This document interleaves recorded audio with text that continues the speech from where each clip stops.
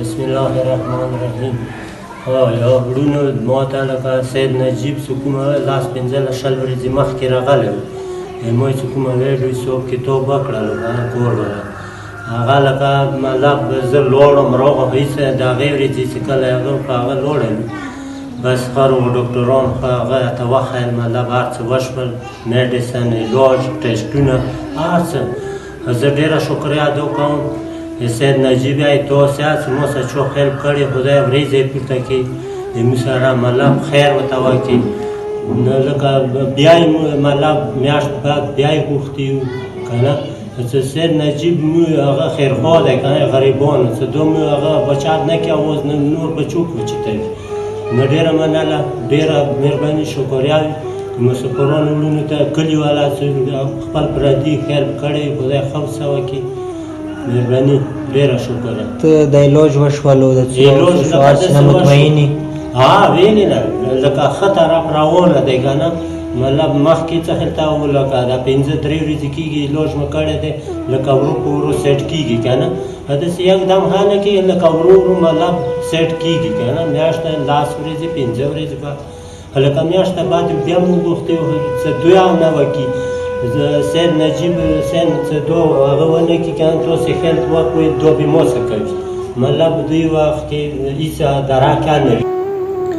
السلام علیکم ټولو وروڼو ته د مو سید نجیب طرف نه ډېر سلام وي. امید کوم چې ما ټول مرګلي به ښه وي. خدای ته سوال کوم چې مصوره مرګلي دي هغه خدای په خپل حفظ امان کې لره. وروڼو د امداد علي تاسې خبرې به اورېدلې وي د تقریبا 20-25 دن مخکې زه د امداد علي کور ته راغلی وم وزټ مو کړی و.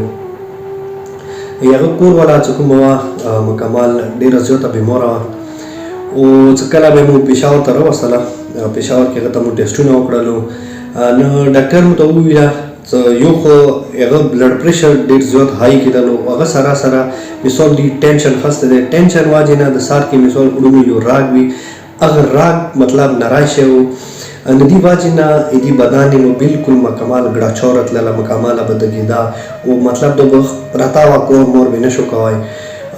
نو انشاءالله خدای خوشحاله باز هغه وروڼو چې چا مو سه مثال د امداد علي لپاره کوم تعاون کړی و هیلپ کړی و دا مو پراپر چیک اپ کړی دی پراپر مو بدلي وه.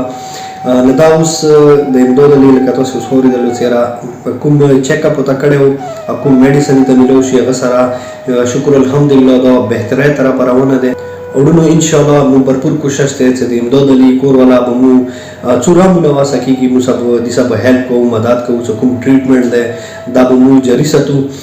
ویلې چې امداد علي ډېره وړه خلخانه دی خدای دې ما وکړي خدای دې ما وکړي چې کور والا که مثال وفات شوله نو بیا مطلب دا وړې خلخانې دا بیا څه کوي نو خدای هغه کسان هغه مرګلي او خاص کر دې کې مو کولی والا چې کوم 11,500 روپۍ رسولي هغه مرګلي خدای په خپل حفظ امان کې لره او هغه مرګلي چې دا ټایم بای ټایم د کازمی چیریټي فاونډیشن کې د یتیمانو غریبانو مدد کوي خدای مو داسې بیمارۍ او رنځورۍ او تکلیفونه وساته. بس تاسې تعاون ضرورت دی تاسې هیلپ ضرورت دی. ویلې امداد علي سره سره چې کوم نوره مو سه مریضان دي نوره د کوم مطلب کازمی چیریټي فاونډیشن سره د رابطې کوي کوم د ویډیوز شته چې ما که هغوی خلکو مو ټیم سه مدد وکړو هیلپ ورسه وکړو.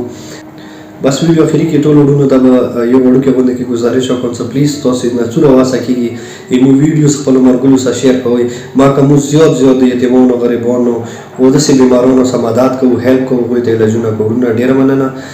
مو سید نجیب طرف کې اجازات مهرباني. السلام علیکم ورحمت الله وبرکاته.